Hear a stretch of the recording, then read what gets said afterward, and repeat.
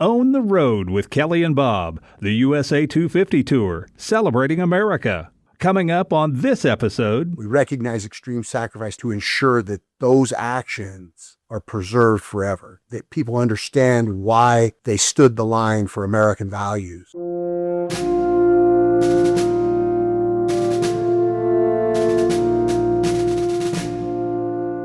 We, the people of the United States of America.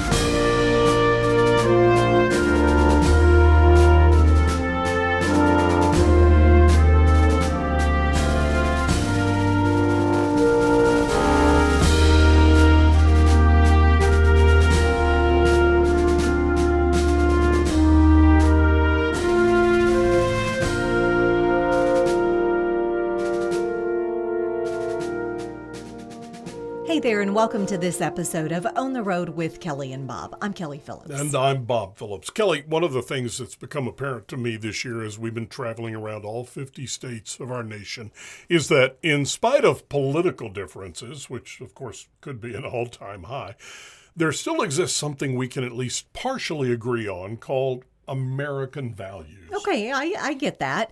And probably some of those American values can be found in the documents written by the founding fathers. I'm talking about stuff like life, liberty, and the pursuit of happiness thing, right? Exactly. And to be clear, those things that seem so obvious to us are not necessarily so in other countries that share this planet. And at the time of our country's founding, some of those values were widely thought to be not at all practical and totally unattainable. So when we heard about a place in one state we would soon be visiting called the Center of American Values, we had to move up our trip to Pueblo, Colorado. Born and raised in Pueblo, Colorado. Never left. Done a lot of traveling, but every time I come back, I like Pueblo. I started a production company when I was a senior in high school, film and sports. High school? Yeah, high school. I liked editing. And I liked producing, and I liked music and putting music, and we were making a lot of family films at the time where we'd take pictures, and now Facebook does it for you. Brad Padula was an early day entrepreneur, and at an early age, while still in high school, he started his video production company. That company went from filming high school sports to weddings to commercials and corporate videos.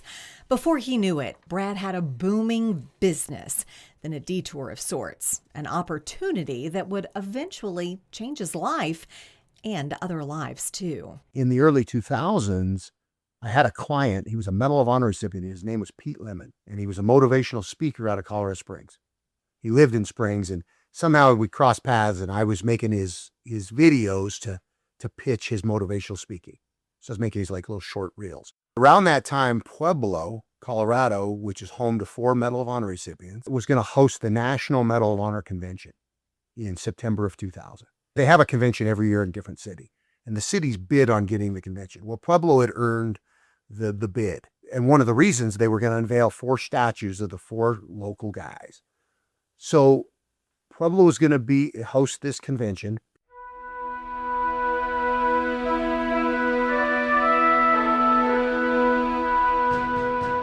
They call Pueblo, Colorado, the home of heroes, a fitting nickname for a town that, in spite of a population of barely more than 100,000 souls, has 4 Medal of Honor recipients who are from here, more than any other town of any size in the country. Those 4 Medal of Honor recipients from Pueblo are William Crawford, Carl Sitter, Raymond Murphy, and Drew Dix, also known as the fighter, the captain, the lieutenant, and the Green Beret. President Dwight D. Eisenhower said, there must be something in the water in Pueblo, referring to the number of Medal of Honor recipients who are from this town. And Pete goes, you know what? We should make a documentary on these 4 guys. I said, well, yeah, that's a good idea. We'll do a piece on each guy. Pete had a book called Beyond the Medal, which he did these little anecdotes on recipients, like telling a little story or they write a poem, and he put this together, Beyond the Medal. Well, we liked the title, so we named our documentary Beyond the Medal of Honor.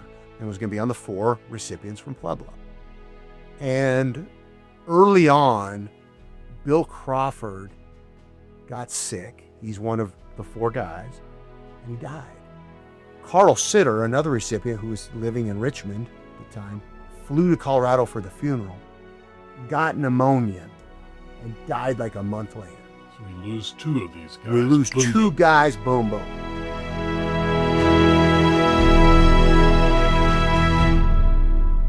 Before he knew it, Brad Padula was gathering footage, doing research at the National Archives, and shooting interviews for the Medal of Honor documentary. And with the help of PBS and Ross Perot, he was able to finish his film. He called it Beyond the Medal of Honor. It's still available and very much worth your time to watch it. But the film was just the beginning. Jerry Murphy, one of the 2 surviving Medal of Honor recipients from Pueblo, developed dementia and was placed in a facility there.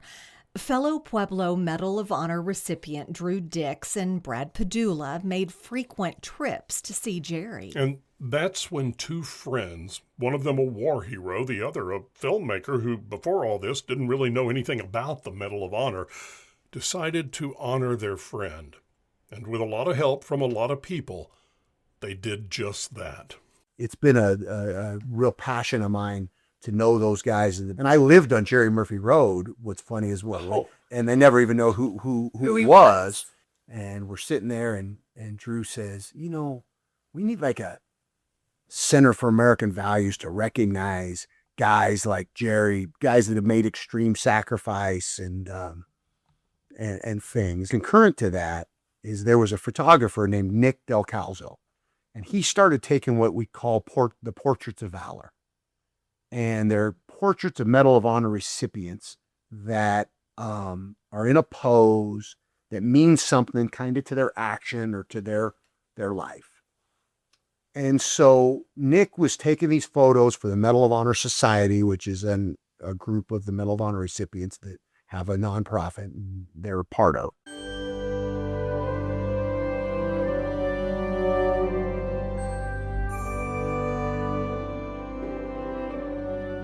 Today, Brad Padula's building on the Pueblo Riverwalk houses the Center for American Values. Inside, you'll find 166 portraits of Medal of Honor recipients, the largest collection in the country on display. But those portraits are not just to honor military heroes. They are there to call attention and honor anyone who has served our country in some way. Doctors, nurses, first responders, firefighters, police officers, everyday heroes. And they are there to teach what the folks here at the Center for American Values call HIP, an acronym that stands for Honor, Integrity, Patriotism. Instead of just focusing his camera, Brad Padula now focuses much of his attention on those qualities. And that, he says, has changed his life. Drew's the one who said to you, hey, Brad, we need to do this American Values Center. Yeah. Have you ever asked him what do you mean by American values? Has he ever told you what his... Yeah, I think that we felt that at the time, and that's been 15 years ago, and it's even gotten worse, the country was kind of losing its sight on what it means to be an American and the sacrifices that have been made to protect us.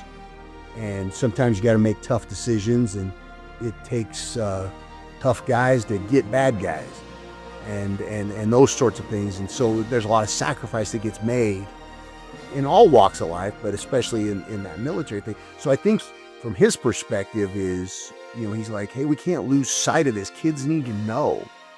They need to, and adults need to know.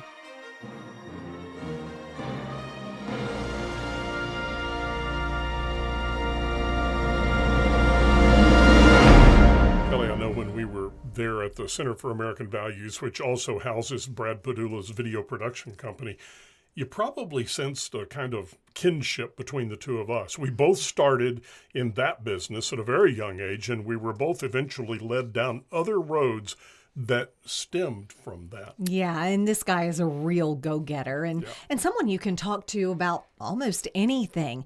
He's deep and meaningful and someone who recognizes what's important in life, At least he's given it a lot of thought. We'll continue now with our conversation with Brad, first with more about how he started out, and then how all of that led him to all the really important things he, with a lot of help, like we said, has accomplished. We were filming sports, and that kind of went into my early college days, and we would run around and film local high school sporting events and then sell the tapes to the parents. It was just VHS in those days. And that turned into, hey, will you come film a wedding for us? And I'd shoot a wedding, and I'd shoot an event, which then turned into, hey, can you make a commercial for my small business? And we did a lot of cable ads. I made those, and we had a little office downtown. Eventually moved out of the basement because I was just doing my stuff in my house, and got out of the basement. I was still in college, started making TV spots. But when I got my first office, the gals that ran the cable ads company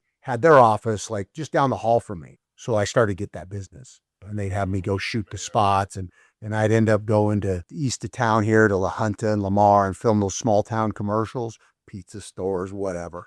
So that, yeah, man, I did that for several years. Then it turned into corporate production. My original company was called Capture It Production, and Capture It Productions was owned by myself and a buddy of mine, John Pecoraro. And my dad was a partner, and my cousin Dan DeRose was a partner. In the early 2000s, I had a client. He was a Medal of Honor recipient. His name was Pete Lemon. Pueblo, Colorado, which is home to 4 Medal of Honor recipients, was going to host the National Medal of Honor Convention. So Pete came to me and said, hey, they're looking for somebody to kind of document the events and film and do the live production at the convention. I said, oh yeah, I'll bid on that. And so he got me connected. And so we got hired to cover the convention that was going to be in September. Well, we started working, and the statues were kind of being made. And so he said, well, I'll go film some of those statues being made. So he's kind of direct. So I'm filming the statues being constructed down at the foundry where the guy was making them. Dave Durham was the commissioned artist. The monuments, because statues I learned this later, statues are life-size. Monuments are 1/3 life. These are bigger than life. These are monuments. Pete was working on some financing, and we put a package in front of Ross Perot. Well, Pete put together the package was help underwrite, and we had interest from PBS. Help underwrite putting this on PBS on Veterans Day and put it in every high school in America with a curriculum. So then the rest is history. Perot came on board, helped fund PBS special, the making of the PBS special, and then he funded the putting it in 17,000 high schools on DVD with curriculum and all of that. So we didn't make any money, but we didn't lose any money at that point. And that's the idea. Yeah. You get it out there. We were able to make the film and not have a very expensive home movie. The Center for American Values is a nonprofit that's been around for 15 years that I co-founded with Drew Dix, who was one of the Pueblo 4 Medal of Honor recipients, who is also become a good friend of mine and was subject of my film Beyond the Medal. Beyond the Medal aired in 2004 on PBS on Veterans Day. And then a few years floated by, and Drew and I would stay in contact, and we had a good rapport with each other. And he's always on the go and doing stuff and busy, man. That guy's a busy guy. But Jerry Murphy was living in Albuquerque, and he started to develop dementia. And that's one of our other guys, Pueblo recipients. And Jerry got moved to Pueblo at a facility out here in Pueblo. And so Drew would come to town to visit Jerry and see me, and we would go visit Jerry together. So we would go see Jerry, and then afterwards we'd go have a Guinness beer, because Jerry was Irish. We'd go have a Guinness beer in celebration of Jerry. One time we're there, it was over kind of Christmas time, and it was me, you can't make it up, it was me, Drew Dix, Jerry Murphy, and we're decorating Christmas cookies. We're putting frosting on them, and it was just kind of a weird moment.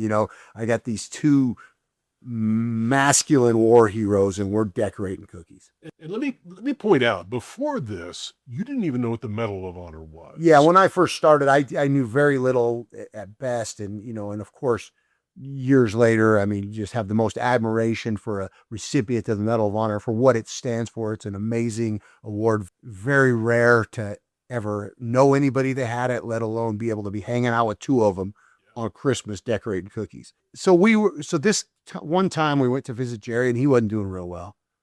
And Drew and I left, and we went and we had to have our Guinness, and we're sitting there, and Drew says, we need like a Center for American Values to recognize guys like Jerry, guys that have made extreme sacrifice. And concurrent to that is there was a photographer named Nick Del Calzo, and he started taking what we call the Portraits of Valor.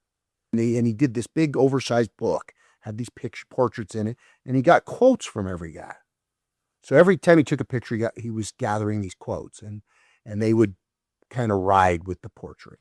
After that project that went down around 2007, 2008, I had bought this building that we're sitting in. So Nick is now trying to monetize his portraits, and he's trying to get communities to bring them in for like a short run, like in a facility for like 2 weeks, and then they bring it, put it on stanchions, you come through and you see them and you leave. So Drew somehow calls me, says, hey, what do you think about bringing Nick's pictures to Pueblo? Like for a 2-week run at the library or something. And then I just asked the question, I said, well, you think he'd sell us a set? We'd put them on permanent display? And Drew's like, I don't know, let me check into it. Sure enough, he's willing to sell a set of the photos. He had sold a set to the Pentagon, and they had them on display. So we were able to acquire 144 portraits, because I said, hey, I got this building, and I brought Drew down. We were walking around in the lower level of this building, and it was just dirt. And so we're walking through, and I go, well, maybe we could, kind of finish this space on. They go, well, yeah, maybe this could be our Center for American Values that we were talking about with Jerry. And then that snapped it. The photos would be the anchor, the physical bricks and mortar space. And so then we jumped to action. And my dad was our first big donor, paid for the whole remodel, bought the portraits. At the time, about 120 of them. We now have 166. We have the largest collection in the country on display. These are not photos that got put in a stylization. These were, they sat for the photographer in the pose, and he flew around and he took the pictures. So any picture we had, they were living at one time. Now, many of them are gone now. We have 166. There's only 66 Medal of Honor recipients alive. But we were able to form a 501c3, and we're an educational public charity, which is the best status for donors to give to, because we're almost like a church in that sense, or a ministry. We're not a foundation. People mistake us for being well-heeled. They think we got money and that we're like a funding group, but we are not that. We're shaking the can just like anybody else. One thing we're really proud of at the center is over those 15 years, I can say that we haven't wasted a dime of any donor money, because we put it into the programs. We don't have a CEO. We don't have an executive director. I mean, I'm the president. I'm non-paid of that nonprofit. Our board has always been a working board, unpaid board. So we run the organization with our top level people being unpaid. And so I always feel good about our fundraising, because I know that we use the money to reach kids, because our whole thing is to bring kids through the center, educate, drop wisdom on kids, learn what I didn't know about the Medal of Honor. But it's not just about the Medal of Honor. Drew will say in a lot of our videos, you'll hear him say, hey, Medal of Honor is one segment of our society that have done things, laid their life on the line. But there's also, doctors, nurses, first responders, firemen, police that lay their life on the line. A lot of heroes. A lot of heroes. And there's everyday heroes too, Yeah. So we're quick to point out that, because we get pigeonholed into that maybe they think we're a military organization. We're not. We just use the Portraits of Valor as an example of someone who made extreme sacrifice. And our mission, when you read it, we recognize extreme sacrifice to ensure that those actions are preserved forever, that people understand why they stood the line for American values. And our core values are honor, integrity, patriotism. And that's what we teach. We call our educational program HIP, the cool kids, but honor, integrity, patriotism, the acronym for that. And we have several other programs. It's not just for kids, because we could teach people my age. Certainly they got a lot to learn too about American values and Constitution. Why was it so important whenever you established this center that you had that educational support that went along with it?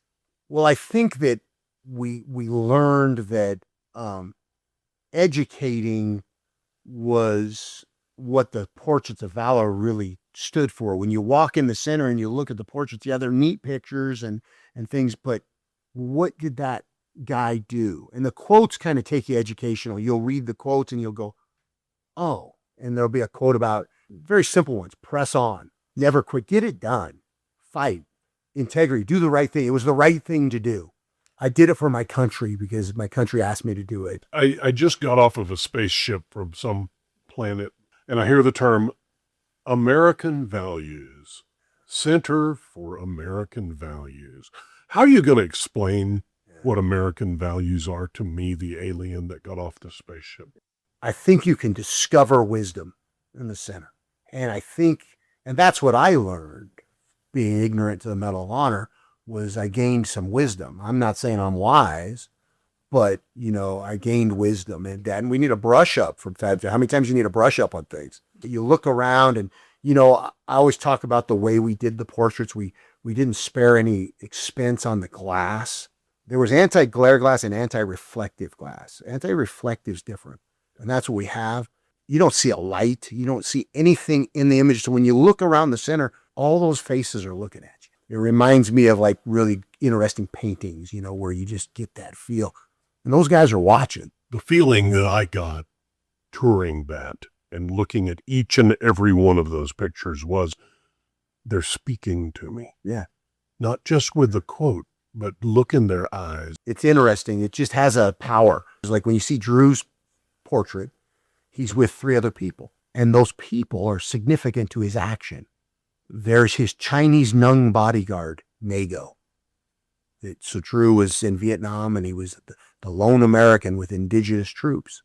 That was his action. He was with the CIA, and he led indigenous troops, a lot like we do now in Afghanistan, Iraq, and with one American. It's a force multiplier. One American leading the LOFO. So you had the Chinese nun. You had the rescued nurse, Maggie O'Brien.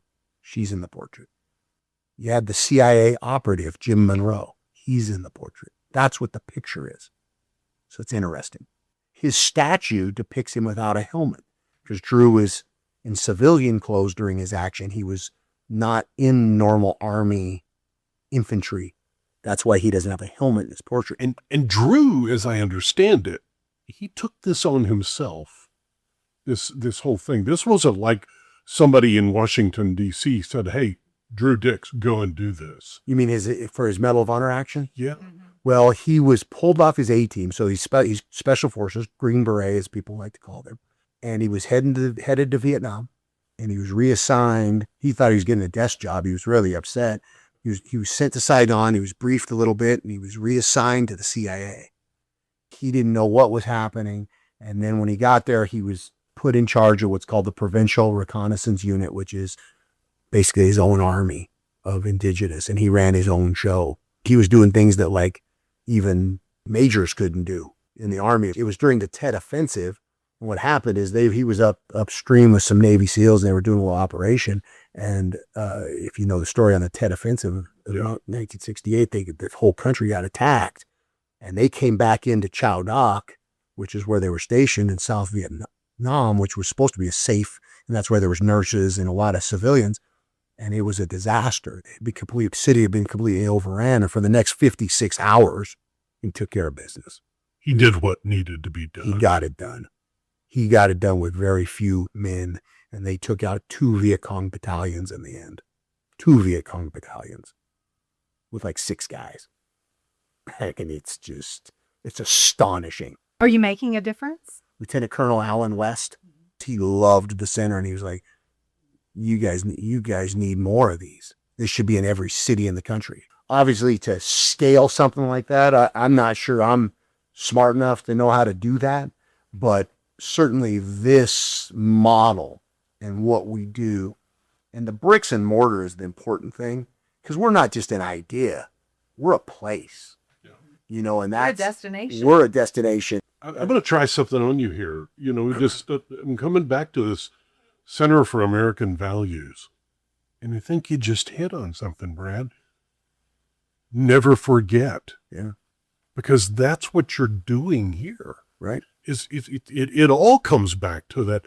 Yeah. Never forget, because once we do, where in the world are we then? That's what the education's for. You got to keep communicating and reminding people about why we're even here. We're no different than any other community. We just happen to have the Center for American Values.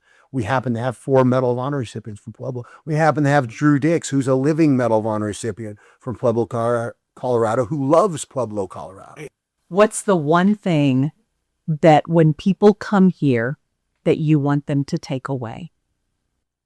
I want them to take away from the Center for American Values that when they walked through, that they felt inspired. They left here with more knowledge than they entered with. They feel good about what's going on here because it's recognizing people that did great things for America. That's what I want them to feel. You didn't know about the Medal of Honor, like most people, hadn't paid any attention to it. But you became great friends with some guys who were recipients. And now all of this has happened. What's this done for you here? Well, it's changed my life. I look back and I can't think of life before knowing Drew and being involved with Beyond the Medal. You know, we had success with it. You know, it's just how your life kind of goes. I love filmmaking, so I'm so happy that had a lot of success on a project that I still love to this day. The relationships I built are everlasting. What do those relationships mean to you, being close friends with these guys? They mean the world to me.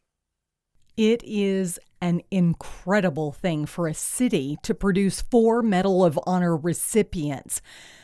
But I have to tell you, if you were to ask Crawford, Sitter, Murphy, or Dix about their bravery, they would tell you that they were just ordinary people placed in extraordinary circumstances who chose to do the right thing. And that's the heartbeat of the Center for American Values.